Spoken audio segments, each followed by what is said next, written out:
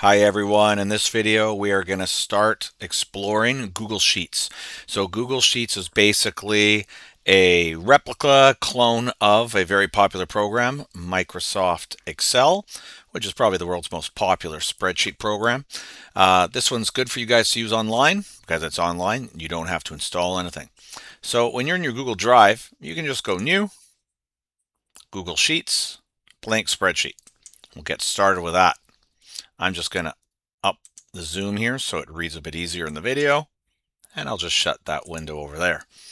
So to get started here, if you've never seen a spreadsheet before, well, it's a lot of rows and columns. Just so you're aware here, that's row 4. So rows go across, and this is column E. Columns go up and down. Okay, so those are two definitions you have to learn. Every single square is called a cell. And when you're in a cell, you can do different things. So for instance, when I'm in this cell here, I could type text if I wanted, no problem. Or I could put numbers in there. Or what you'll learn in videos that come up is you can put little equations here. Like you can say cell C4 plus 10. And you'll see that's how a cell is identified. You give it its column first, and then you give it its row. So again, if you click on here, you can see what you typed right up here, C4 plus 10.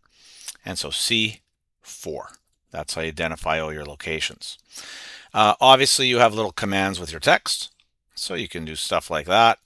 If you want to center things, you got little centering commands, left, right, center, etc. If you want to make columns a little wider to work with, just find the sweet spot up here and click and drag, and you can do the same thing here.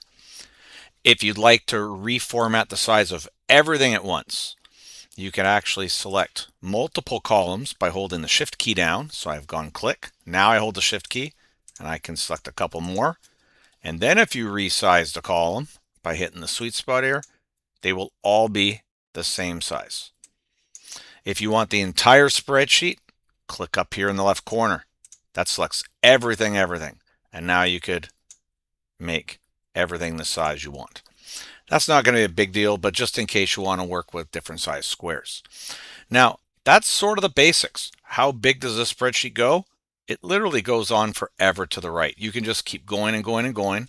You may wonder, well, what happens after I get to Z? Well, after you get to Z, you can start adding more columns just by going right-click, insert columns. And you can see what happens here. Then it starts going AA. And this will just continue on. It'll go AA, AB, etc., etc. So it just keeps continuing on. So we'll never use that much space, but just to let you know, you can basically go up to the right and you can go down forever in here. That's sort of the basics of Google Sheets, just the interface and the cells. In the next videos, we'll actually start using it. If you ever like what you have here and you want to save it, you can always go File, and you can download. And generally, people just download this as a Microsoft Excel file. And so this will just download to your Downloads folder. And then if you ever want to open a file that I give you and open it up, you can just go File, Open.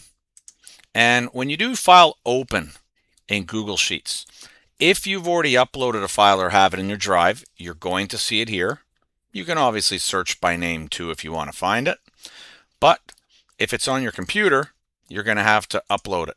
And what I've realized when you upload these files, like I'll just pick one here, I'll pick one like this one here, is sometimes it'll automatically open the file for you, and sometimes it won't. So like in this example here, I think I had a don't allow the pop-ups. I'll say allow the pop-ups. And so that's why it didn't automatically open it. But it did upload it to my Google Drive. So if you actually just go File, Open again, now you're going to see that the file was there and you can just open it. So just in case you encounter that, look out for that little pop-up blocker that might happen to you. Well, that's the basics of getting started. In the next video, we're going to look at Excel and we're going to start with charting and graphing. data.